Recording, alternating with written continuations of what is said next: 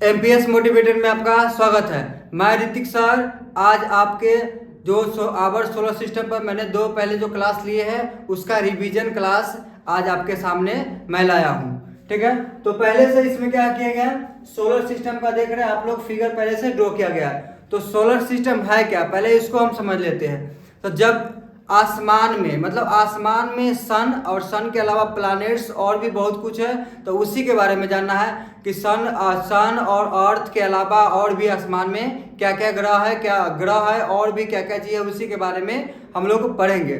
ठीक है, तो इसमें सबसे पहले इसके सेंटर में सन को दिखाया गया है। तो सन क्या है, सन के चारों तरफ सभी प्लैनेट्स चक्कर लगाते हैं, रिवॉल्व करते हैं, उसकी क्या पाथ को ड्रॉ किया गया है। जैसे सन और अर्थ को हम देखते हैं, अर्थ से हम क्या करते हैं, सन को देखते हैं। तो लगता है जैसे सन क्या हो रहा है, सन पूरब से पश्चिम की तरफ जा रहा है, लेकिन वैसा नहीं होता है। ये हमारा अर्थ क्या करता है, इस सन के चारों तरफ चक्कर लगाती है। तो सन बड़ा है, अर्थ से दूर होने के कारण क्या दिखता है, सन छोटा दिखता है। तो सन के चारों तरफ ही ये सारे प्लैनेट्स चक्कर लगाते हैं, सन के चारों तरफ। और भी प्लैनेट्स के अलावा भी जो सैटेलाइट्स है, एस्ट्रॉयड्स है, वो भी क्या करते हैं, सन के चारों तरफ रिवॉल्व करते हैं, उसी के बारे में अभी हम समझाएंगे। तो सबसे पहले देखिए, सन से नजदीक क्या है, बुध मरकरी ग्रह है। जो मरकरी प्लैनेट है वो सन के सबसे पास है, और वो सन के घड़ी के उल्टी दिशा में चक्कर लगाते हैं। जैसे आपने घड़ी कभी देखा होगा, तो यहाँ पे 12 1 2 3, तो जो 1 2 3 की तरफ बढ़ेगा उसको बोलेंगे घड़ी की सीधी दिशा। और जब 11 10 ऐसे लिखा, इस तरफ से जो बढ़ेंगे आगे, इस तरफ से आगे बढ़ेंगे, तो इसको बोलेंगे घड़ी की उल्टे दिशा। मतलब सेकेंड वाला जो घड़ी का सुई होता है, मतलब उसमें हैंड होता है, अगर वो घड़ी जिस दिशा में घूम रही है उस दिशा में ही अगर ये प्लैनेट घूमेगा तो उसको बोलेंगे घड़ी की सीधा दिशा। और अगर उसके विपरीत दिशा में बोलेंगे तो घड़ी के उल्टी दिशा में। ठीक है, तो बुध का देखिए, बुध का इधर की तरफ एरो है, तो बुध क्या है, घड़ी के उल्टी दिशा में सन के चारों तरफ घूमता है। ठीक है, उस तरह से हम लोग वीनस के देखेंगे, शुक्र ग्रह, ये घड़ी के सीधा दिशा में चक्कर लगाती है। अर्थ पृथ्वी ये भी क्या करती है, ये घड़ी के उल्टे दिशा में चक्कर लगाती है। और ये अर्थ सन से तीसरा प्लैनेट है। फर्स्ट बुध, सेकेंड शुक्र और तीसरा पृथ्वी, मरकरी, वीनस, अर्थ। उसके बाद मंगल आता है। मंगल भी क्या करता है, घड़ी के उल्टी दिशा में ही चक्कर लगाता है। उसके बाद यहाँ पे कुछ दिख रहा होगा डॉटेड लाइन। ये डॉटेड लाइन क्या है, हमारे सोलर सिस्टम में जो हमारे सन के चारों तरफ जो घूमते हैं आकाशीय पिंड, उसमें ग्रह और ग्रह के अलावा भी बहुत सारे स्टोन, छोटे छोटे टुकड़े, ग्रह का ही छोटे छोटे टुकड़े क्या करते हैं, वो भी सन के चारों तरफ चक्कर लगाते हैं। ठीक है, तो यहाँ पर सैकड़ों हजारों लाखों एस्ट्रॉयड्स क्या करते हैं, यहाँ पे चक्कर चारों तरफ सन के चारों तरफ घूमते हैं। तो इसे हम क्या कहते हैं, इसे ये बड़े नहीं होते, ये छोटे छोटे होते, तो इसे प्लैनेट तो रख नहीं सकते, प्लैनेट्स के कैटेगरी में नहीं डाल सकते, इसलिए हम इसे क्या बोलते हैं, एस्ट्रॉयड्स। और ये पूरा रेगुलर है, मतलब ऐसा नहीं कि कहीं पे गैप है, पूरा रेगुलर है सन के चारों तरफ, और ये चारों तरफ घूमते रहते हैं। उसके बाद हमारा आता है बृहस्पति इस सोलर सिस्टम का सबसे बड़ा ग्रह है। जैसे कि यहाँ पर साइज से भी आपको दिख रहा होगा, इसको सबसे बड़ा ड्रॉ में हमने किया है बृहस्पति, जिसका इंग्लिश में जुपिटर इस सोलर सिस्टम का सबसे बड़ा ग्रह है। और ये भी घड़ी की उल्टी दिशा में ही चक्कर सन के चारों तरफ घूमती है। उसके बाद आता है सैटर्न जिसको हिंदी में बोलते हैं शनि। ये भी घड़ी के उल्टी दिशा में ही सन के चारों तरफ घूमती है। उसके बाद हमारा आता है यूरेनस, अरुण। ये घड़ी के सीधा दिशा में ये सन के चारों तरफ रिवॉल्व्स करती है। उसके बाद लास्ट में आता है हमारा नेपच्यून भी क्या करता है, घड़ी के उल्टी दिशा में ही चक्कर लगाता है। इस तरह से इसमें आपको याद क्या करना है, आपको याद करना है कि इसमें अरेंज याद करना है कि सन से दूरी के हिसाब से ग्रहों का नाम याद रखना है। तो सबसे पहले मरकरी, उसके बाद वीनस, फिर अर्थ, उसमें मार्स, जुपिटर, सैटर्न, यूरेनस और नेपच्यून। तो आपको क्या करना है, आपको याद रखना है कि सन से जो प्लैनेट्स का डिस्टेंस है उसको क्या करना है, उसको अरेंज मतलब कि बढ़ते क्रम में उसे याद करना है। और इसके बारे में जब ये क्या करती है, ये सन के चारों तरफ जब घूमती है तो इसमें कुछ समय लगता है। उस समय किसका कितना समय लगता है और समय किसका कम क्यों है, इसके बारे में आगे हम देखेंगे। अब हम समझेंगे कि प्लैनेट्स के द्वारा रिवॉल्यूशन या फिर रोटेशन करने में समय का कितना लगता है, उसके बारे में पढ़ेंगे। उससे पहले सबसे पहले हम समझ लेते हैं कि एक गोल क्या होता है, मतलब तिरछी क्या होता है। तिरछा के बारे में हम समझेंगे कि तिरछा क्या होता है और ये प्लैनेट्स में इतना इम्पोर्टेंट क्यों है। ठीक है, मेरे हाथ में एक गेंद है, ठीक है, ये गेंद को हम कैसे भी पकड़े तो तिरछा बोल नहीं सकते कि गेंद तिरछा, ऐसे रखे तो गेंद अभी भी सीधा है, ऐसे सीधा है। ये झुका हुआ हम बोल ही नहीं सकते कि ये झुका हुआ है, क्यों? क्योंकि इसमें इसका सारा साइड क्या है, इक्वल है, तो इसको हम झुका हुआ कह नहीं सकते। एक मार्कर है, इसको ऐसे किए तो ये बोल सकते हैं झुका हुआ, लेकिन गेंद को कैसे भी हम पकड़े तो झुका हुआ हम नहीं कह सकते। लेकिन इस गेंद को भी झुका हुआ कह सकते हैं। कैसे? जब इसमें हम मोशन दे देंगे। अगर इसको हम दो एंड पर दो उंगली की सहायता से दो पॉइंट बनाए और इस पे इसको रोटेट करें, अब इसको हम तिरछा रोटेट करेंगे तब बोल सकते हैं ये क्या है, ये हमारा जो स्फेरिकल जो बॉल है ये क्या है, तिरछी है। अगर ये सीधा रोटेट करे तो हम बोल सकते हैं, रोटेट करते हुए तो सीधा पकड़े तो बोल सकते हैं ये सीधा है। ठीक है, उसी बात को हमको भी समझना है प्लैनेट्स के रोटेशन में। तो सबसे पहले हम देखेंगे प्लैनेट्स में दो तरह का मोशन है। प्लैनेट्स में कितने तरह का मोशन है?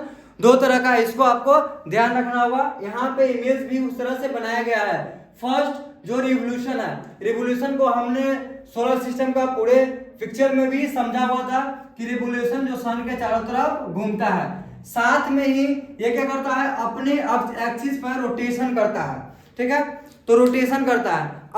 अभी हम समझाएं कि गेंद को ऐसे पकड़े तो कैसे भी रखे तो ये क्या है, इसमें कोई भी तरह का तिरछा नहीं है, लेकिन झुकाव नहीं है। लेकिन जैसे ही इसमें हम एक मोशन देते हैं, मतलब दो फिक्स पॉइंट करके एक मोशन देते हैं, इसको क्या देते हैं, रोटेशन का मोशन। ठीक है, तो अब इसको हम ऐसे अगर उंगली को करते तो बोल सकते हैं ये गेंद क्या है, ये गेंद तिरछी है, क्योंकि ये अपने एक्सिस पर क्या कर रही है, रोटेट कर रही है। ऐसे ही समझना है। तो कुछ यहाँ पर इमेज बनाया गया है जो अर्थ का रोटेशन का। तो देखिएगा ये सीधी नहीं है, ये हल्की से क्या है, ये तिरछी है। ठीक है, मतलब ये ऐसी रोटेशन करती है। ये झुकी हुई है, मतलब अपने एक्सिस पर, सन के ठीक सामने जो अपने एक्सिस पर आगे की ओर बढ़ती है तो वो ऐसे घूमते हुए, मतलब हल्की तिरछी घूमते हुए आगे बढ़ती है। तो आगे हम लोग पढ़ेंगे, इसके बारे में पढ़ेंगे कि तिरछी घूमने से अर्थ पर क्या परिवर्तन होता है, इसके बारे में पढ़ेंगे। अभी हम लोग रोटेशन और रिवोल्यूशन में समय कितना लगता है उसको पढ़ेंगे।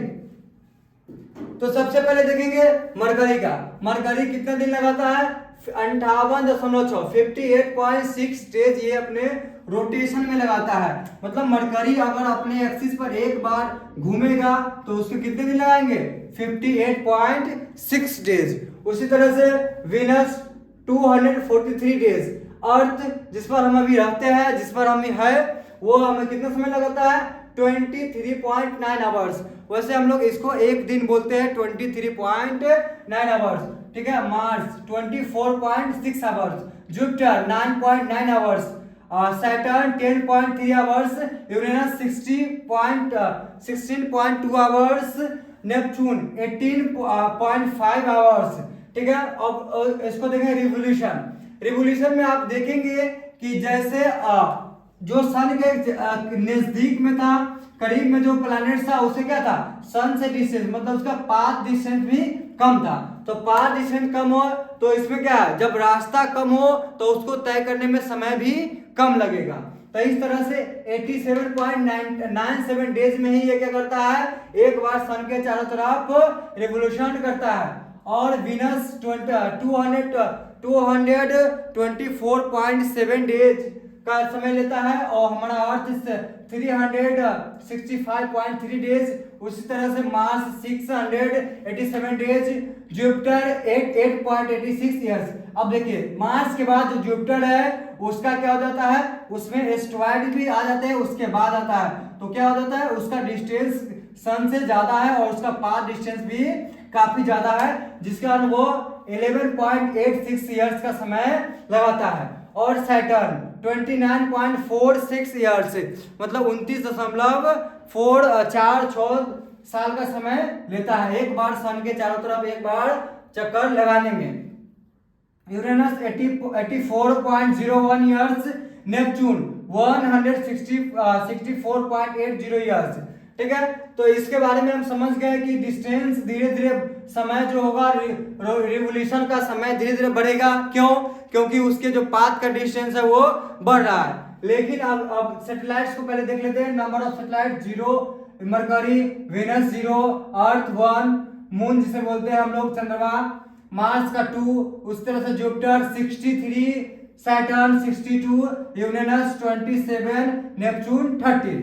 तो इस दोनों को सब अभी हमको समझना है कि इसके सैटेलाइट्स, नंबर ऑफ सैटेलाइट्स का संख्या ज्यादा कम क्यों है और रोटेशन में समय ज्यादा कम क्यों लगता है। सबसे पहले हम देखेंगे कि अर्थ के पास में जो होगा, सन के जो पास में होगा, वो ग्रेविटी, उसका सन का इस पर ग्रेविटी का इफेक्ट ज्यादा होगा। तब जब ग्रेविटी का इफेक्ट ज्यादा होगा तो अपने पाथ पर वो क्या करेगा, तेजी से घूमेगा, तेजी से चक्कर लगाएगा।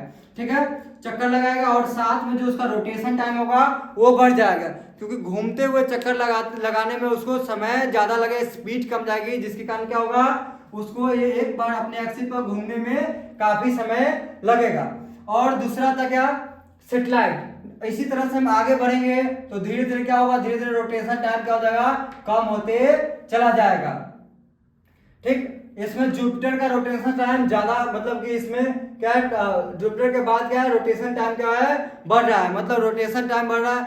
जुपिटर के बाद उतना ग्रेविटी का प्रभाव कम हो जाता है, जिसके कारण इस पर इफेक्ट नहीं दिखता है। और नंबर ऑफ सैटेलाइट्स, जैसे प्लैनेट्स क्या करते हैं, ये सन के चारों तरफ घूम रहे हैं, चक्कर लगा रहे हैं, तो साथ में सैटेलाइट होते क्या है, जो प्लैनेट्स के चारों तरफ चक्कर लगा।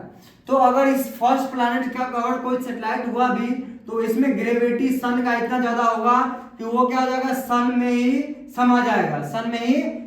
इसलिए क्या है, फर्स्ट 2 प्लैनेट्स का कोई सैटेलाइट नहीं है और हमारे अर्थ का 1 है। इसी तरह से अब सैटेलाइट धीरे धीरे बढ़ रहा है। बड़े होने, सबसे बड़ा हमारा जुपिटर का है, सबसे बड़ा है तो सबसे ज्यादा सैटेलाइट्स भी है। और सैटर्न उससे छोटा है तो 62 है। और ये सबका साइज मतलब कि जुपिटर से भी काफी छोटा है तो 27 और 13।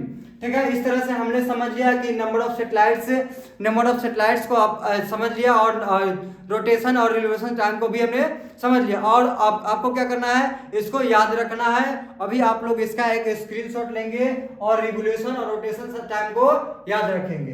अब इस सारे चीजों को आपको क्या करना है, याद रखना है और बार बार क्या करना है, रिवीजन करना है। ठीक है, अब इस वीडियो को आपको पसंद आ रहा है तो आप इस वीडियो को लाइक कीजिए, चैनल को सब्सक्राइब कीजिए, ताकि आगे चैप्टर 2 मतलब आगे आने वाला वीडियो आपको आसानी से सबसे पहले मिल जाए। धन्यवाद।